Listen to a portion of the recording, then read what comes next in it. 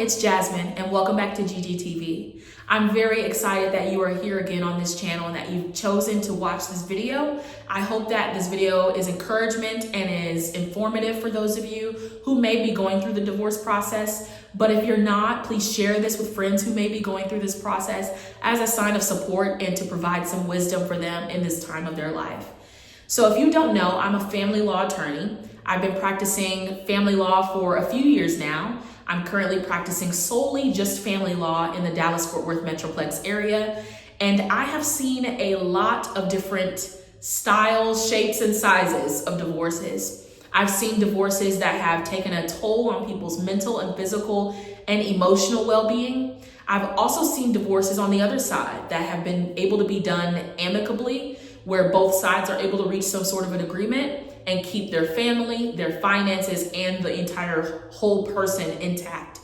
And so there are divorces that can be done in an amicable way that can end with both people still having their dignity intact and both people still being able to start the next chapter of their lives in a healthy way, in a prosperous way. And I want to talk a little bit about how you can navigate divorce faithfully as a believer, and also how you can go through that process and maintain your sense of dignity. Whether you initiate the divorce or not, there is going to be some heartache and some grief that's attached to it.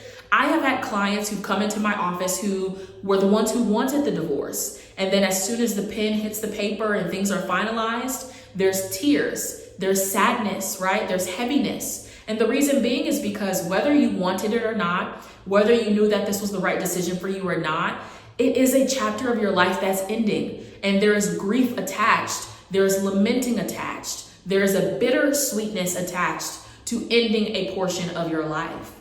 And that's what divorce is. No one gets married with the expectation that they're going to get divorced. And so when you marry this person, you have this vision of your life that you're going to grow old together, you're going to raise kids together if that's your desire, and that you're going to be together for the rest of your lives, happily ever after.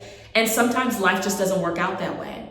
And so even if it is the right decision, 9 times out of 10, even 10 times out of 10, there's going to be some heartache attached to closing that chapter. It is bittersweet. Sweet because excitement coming for the next chapter, going into life, with a different perspective or point of view.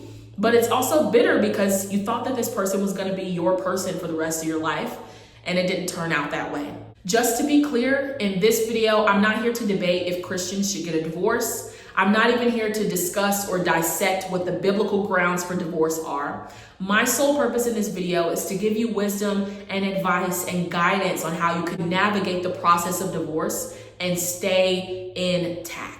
That's my goal, is that when divorce is done, you won't lose yourself in the middle of this process, but that you will be able to find a new version of yourself as you navigate this faithfully in the Lord. There are 2 different types of divorce in Texas. There's a fault divorce and there's a no fault divorce. A fault divorce is exactly what it sounds like. It just means that there was a party in the divorce who is the reason why it's ending, whether that's adultery or abandonment or imprisonment or mental health, confinement into a facility or cruelty or abuse, whatever it is, that person is at fault. And so we're getting a divorce on the grounds of that fault. No fault divorce, on the other hand, is the complete opposite.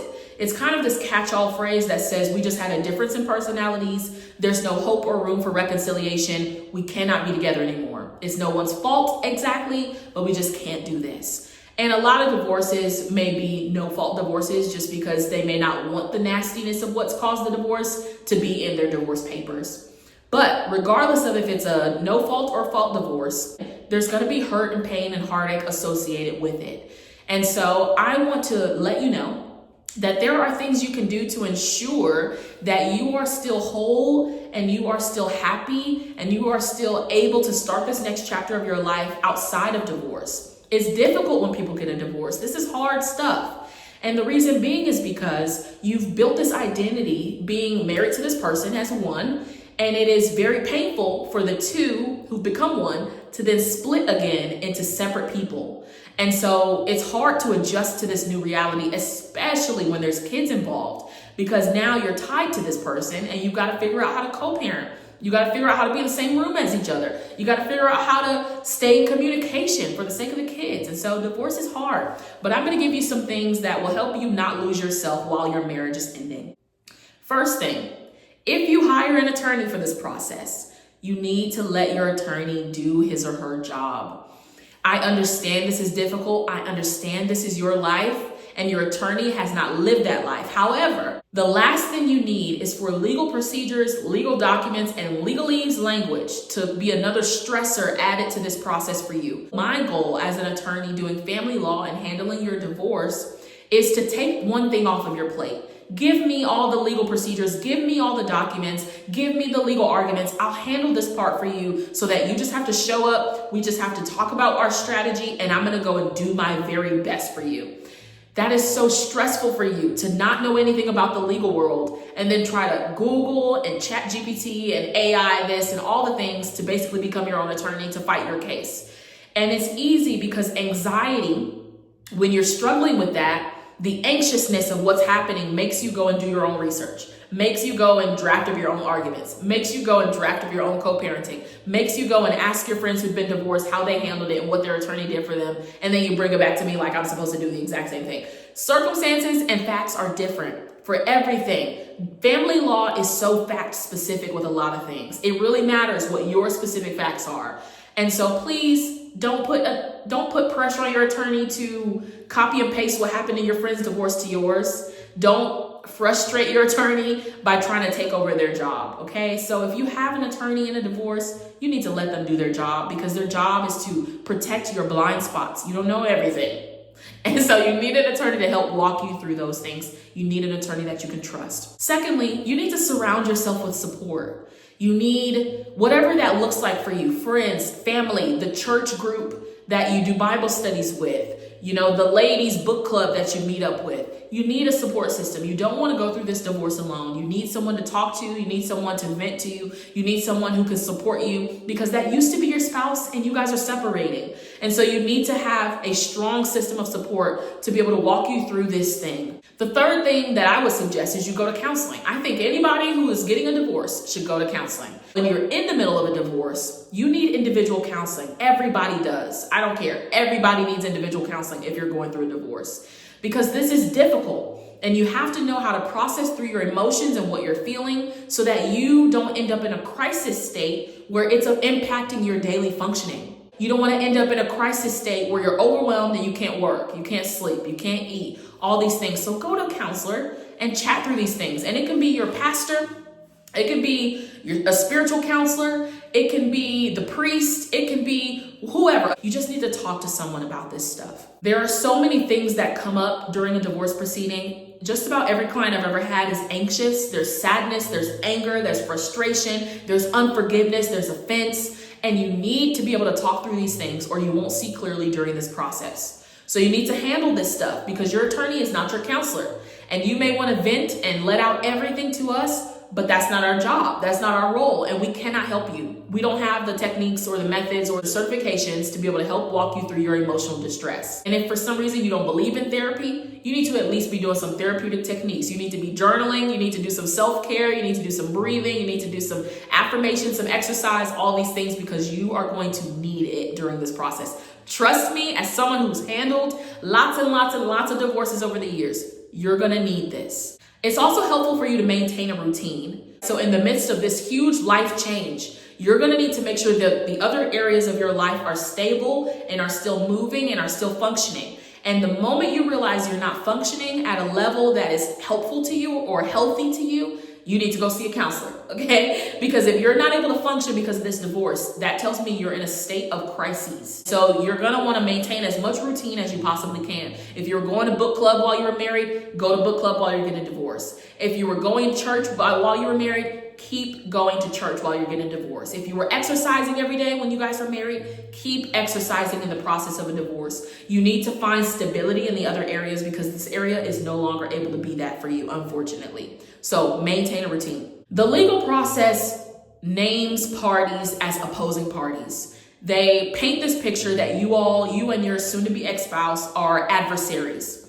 And in a sense, that's true. But it doesn't, as believers, you do not want to accept this terminology. You do not want to accept this perspective or this narrative that because we're getting a divorce, we're against each other. You guys can work together in a divorce. I've done plenty of divorces where they talked it out and we wrote up the agreement and we got them divorced and everything was okay. You all can talk and agree. You don't have to be in competition. You don't have to be at odds with each other. You don't have to fight and fuss and be petty.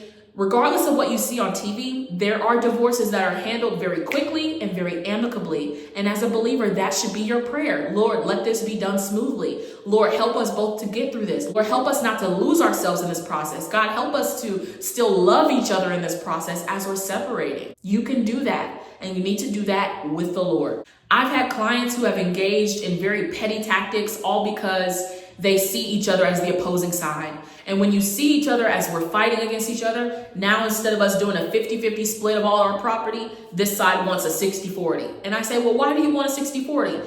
Well, because of what they put me through, because of this and that and the other, and because they don't deserve this. I've been paying the mortgage and they haven't. We don't have to do that.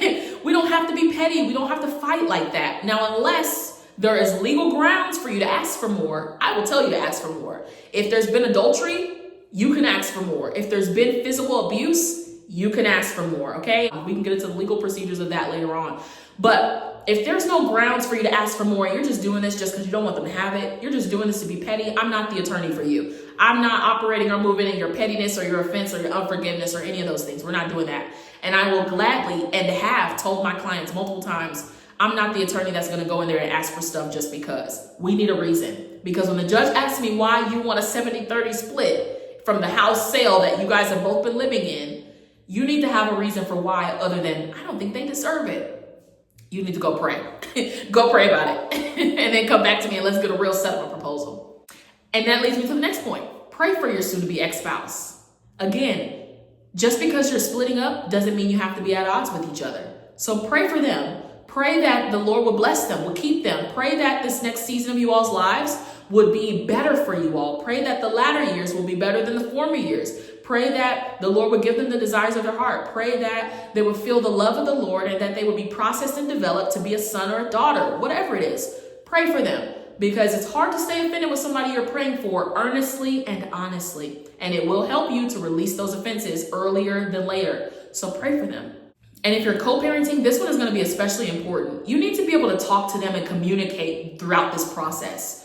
Now, this does not mean if there was abuse that you should go and talk to your abuser. I understand that there are some situations that are not healthy for you to be able to communicate with the other person. There are some situations where communication is just not safe for you. And this one does not apply to those situations. I'm talking about a situation where you could communicate with this person. You all can talk about your agreements and disagreements, and it's needed because you have kids, but you just choose not to because you're upset with them.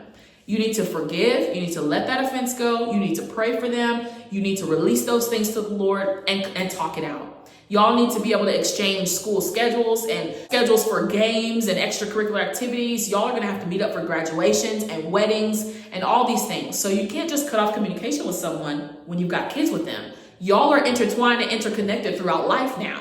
And so communicate as much as you feel comfortable to do throughout this process. Don't doom scroll, don't compare, don't be obsessed with the other person. It's not going to be healthy for you because you were together and now you're splitting. So don't be consumed with everything they're doing in their life. If they post a video of them and they went on a vacation in the middle of your divorce, now if they're spending you all's money, that's when we need to talk about it. But if it's like they just went somewhere for the weekend, that's not your business anymore. And I know that sounds harsh to say, but don't worry about it.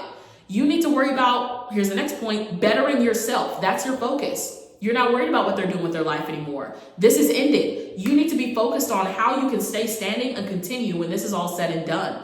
And so don't doomsday scroll. Don't be obsessed with their social media. Don't be stalking them on any social medias. Don't be checking in all the time. Don't check their location. Get rid of that. Whatever you have to do so that you can focus on yourself. Because it was about we, now it needs to be about me. This is your time to be selfish and to worry about what you're going to do in your next steps for this new season. And then the last thing, deepen your relationship with the Lord. This is really going to help you stay faithful during these times. Because when anger rises up, when pettiness rises up, when anxiety and sadness and grief and even depression rises up, You being anchored in the Lord is really going to help you. The Bible even says that the Lord is close to those who are brokenhearted. A broken and contrite spirit, he will not turn them away. He hears us when we cry. He answers us in the time of trouble. So stay rooted in him. Stay rooted in the scriptures. Rehearse the truth of the Lord over you.